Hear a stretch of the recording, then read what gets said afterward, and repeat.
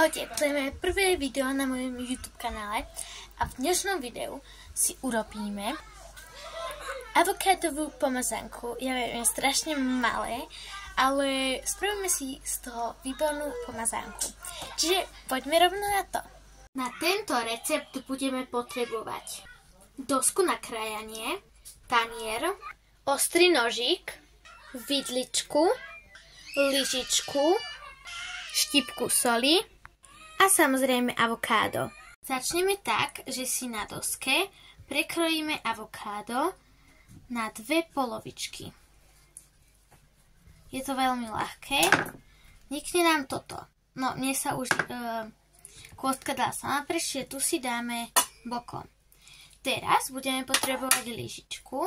Nožík dáme tiež už bokom, nebudeme ho potrebovať. Zoberieme si tanier a lyžičkou takto avokádo vytlapneme. Šupku dáme preč. A to isté spravíme aj na druhej strane. Šupku dáme preč. Máme tu takto dve polovice a lyžičku už tiež nebudeme potrebovať. Dáme bokom. Vezmeme si vidličku a takto to začneme pučiť. Pridáme sol podľa chuti. Zase zamiešame. Tam niekedy dávam ešte sojovú omáčku, to sa dáva aj do sushi, ale to tam nemusí byť. Dobrú chuť.